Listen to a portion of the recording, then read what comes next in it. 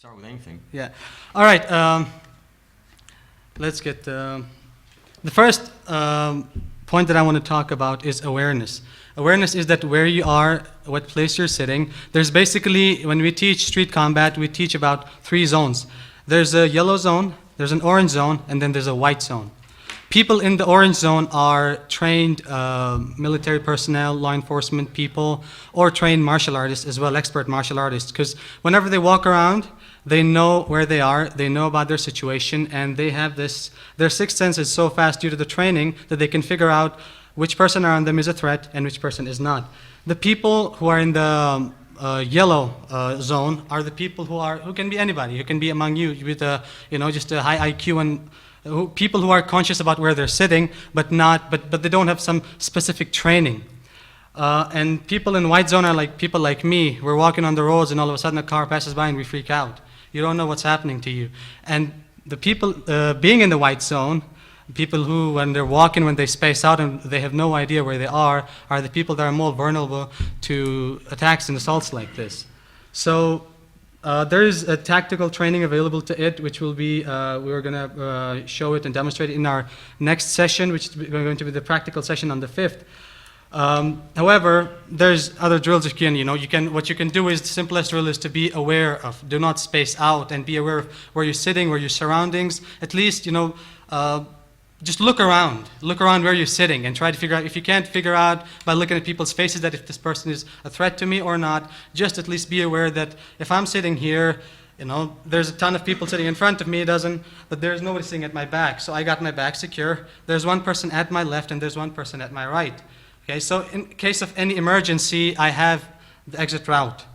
The second point is, okay, arm yourself. I've been teaching a lot of people about this. I've taught a lot of, well, not a lot of, but some law enforcement people, especially the females.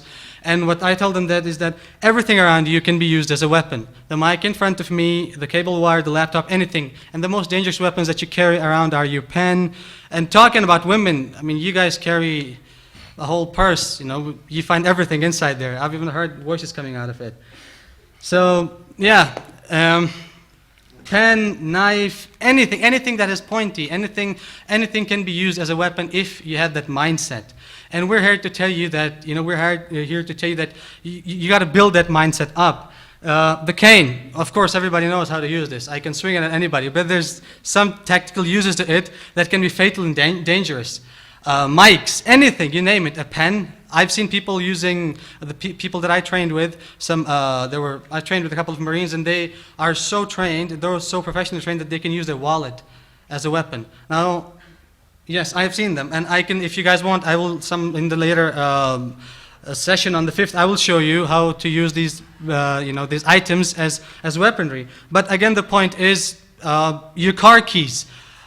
Your bags, women, are so messy that you have to, when you're near your car, you have to look inside and you have to find the most important things. It takes you a long time to even just dig out your keys. I don't think anybody of you here is carrying their bag, but if I ask you to just take one important thing, it's going to, we can time that. Do you have a pen in your bag? Can you get it out? Please get it out. No, seriously, just get it out.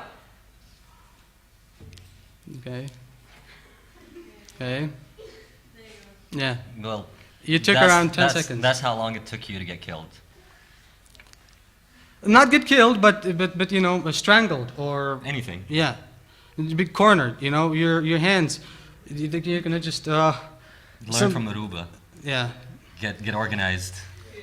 Yeah. And the thing about organizing your bag, it's not just about your own bag. It's like if you have a brother, if you have a child, anyone at home, you should pass this on to them as well. Teach them from a young age to be organized. Everything should be put in a certain slot that is accessible. Your keys, your car keys, try not to throw them in your purse. Always have them. There's a chain. There's a keychain. So keep that in your hand. It's not that heavy, and it's like won't take that much effort to have it in your hand at all times. Body sprays, whatever, anything that you have in on your person can be used for your own protection. Yeah. Okay. High heels. High heels. Yeah, we just highlighted that point. High heels. Women with high heels. Your high heels are your greatest weapon. Because if anybody is coming up to you, anybody's trying to assault you, the feet and the toes, let's say, at any point are the most vulnerable part of any man's body.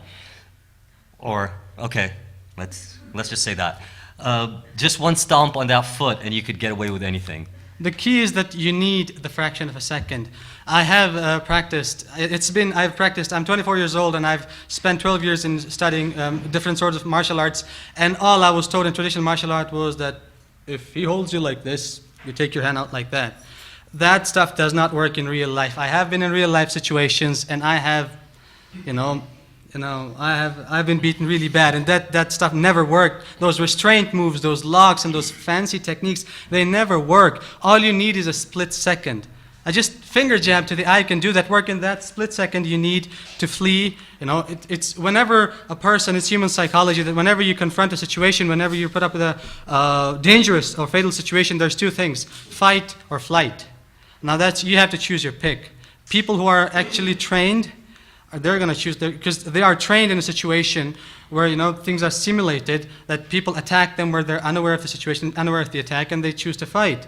For the rest of you, please, get out of there. There's no shame in running. Yeah, there's no shame in running. Okay, since we've been given the chance of sitting here and talk to you and say whatever the hell we want to say, I'm just going to take this opportunity and say that I'm wearing the shirt MMA Pakistan. This is not Mutahida Majlis Amal. This is Mixed Martial Arts Pakistan. And yeah, I'm a strong ally of the organization in a sense that because it brought this wonderful sport of mixed martial arts to Pakistan, and it is the closest sport to self-defense and street combat. And you guys, it's coming to Islamabad on 7th July, I guess, on the first week of July, and we're going to be holding this event, this mega huge event in Islamabad. The venue is going to be decided. You guys can visit it on Facebook, Mixed Martial Arts Pakistan. The organization that holds these fights is PAK Fight Club. You guys can visit the page, subscribe, like, whatever you want. There's videos available, and there's high caliber talent in Pakistan. And just be a fan, follow, so that we need to spread the sport as much. And most of the people think that this sport is for bloody monsters who just like to beat the crap out of each other, but that's not the case. We have women training. I have 3 or 4 8-year-olds training with me in mixed martial arts, and man, those guys can fight. So it's not about fighting anymore, it's about the physical aspect, but it's about bringing something to the people which actually works. A lot of people you or maybe a lot of people are wasting thousands and thousands of money on the so-called martial arts and self-defense systems that you believe that that's going to somehow help you take care of yourself in a pinch. And what you see is that most of these guys getting beaten up. So if you guys want to, see and test some real self-defense system, mixed martial arts is the thing. I'm pretty sure that most of you guys know about UFC, the Ultimate Fighting Championship. Yeah, that's the top-notch organization in the world. And that's that. Anything else you want to say? Just the fact that what you see on TV usually does apply in real life. If you see somebody actually getting out of a situation on TV, it was only added into the script because it could happen in real life. So watch movies, pick up some moves. If you don't want to come learn from us, just be alert at all times. Know exactly what you're doing, know where you are, know what your surroundings are. Remember what's in your pockets, what's in your purse. Remember what's around you. Know who you're talking to. And again, in movies, they say, don't talk to strangers. Don't talk to strangers if you feel that this stranger could harm you on any level. And there is no shame, once more, there is no shame in telling people. If something happened to you, tell your friend, tell your parent, tell the authorities. Trust the system, trust somebody. And build your own system if you don't want to trust the regular system that's around. And just use that. Protect yourself by yourself. Because at the end, when you're in a certain situation, nobody's going to be there, nobody's going to watch your back. You may travel around in a pack, but there are some situations that you would actually have to face by yourself. So yeah, that's it.